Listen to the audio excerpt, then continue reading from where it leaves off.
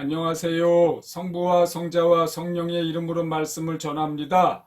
오늘 본문은 역대하 7장 13, 14절입니다. 제가 읽겠습니다.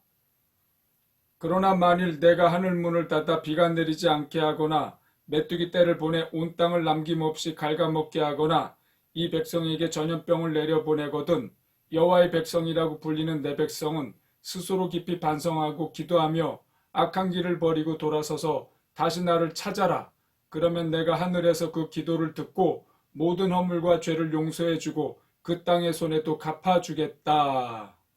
아멘. 오늘은 이 본문으로 말씀을 전하겠습니다. 제가 어제 다른 내용으로 기도를 하다가 코로나와 관련된 내용이 확 깨달아지는 게 있었습니다. 뭐냐면 코로나를 종결시켜달라는 기도를 강하게 드리지 못했다는 겁니다. 기도를 하기는 했는데 믿음이 너무나 부족했습니다. 코로나를 하나님께서 해결하실 수 있지 않습니까? 그렇죠. 그런데 그동안 전문가들이 코로나 이전으로 돌아갈 수 없다라고 하는 말을 너무 철석같이 믿었단 말입니다. 그래서 강하게 기도를 드리지 못했습니다. 그런데 어제 하나님께서 코로나를 해결해 주시고 그렇다면 우리가 코로나 이전으로 돌아갈 수가 있다. 얼마든지 하는 생각이 드는 겁니다.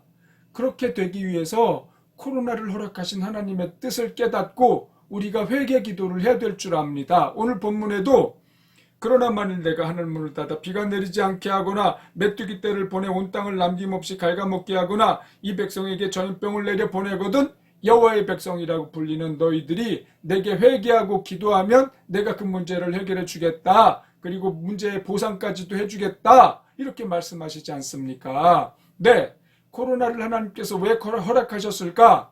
제가 5분 말씀으로도 전했습니다만 그것은 코이노니아를 하라는 말씀인 줄 압니다. 코이노니아는 사귐, 교통, 나눔 등등으로 번역된 그 단어인데요. 우리가 서로 코이노니아를 하지 못했습니다. 내 재산을 나눠주는 그런 일들이 우리 한국교회에서 있습니까? 전세계 교회에서 있습니까?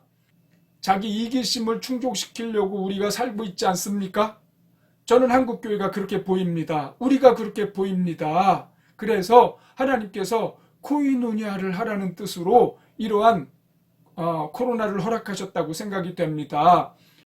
코로나가 발생된 이후에 우리 생활을 보십시오. 그동안 너무나 자유롭게 만나던 사람들을 만나지 못하게 되면서 그들이 소중하다는 것을 이제 알게 됐지 않습니까? 서로 교제하고 나누고 함께하는 것이 너무나 소중하다는 것을 이제 알게 됐습니다. 일반 사회도 보십시오.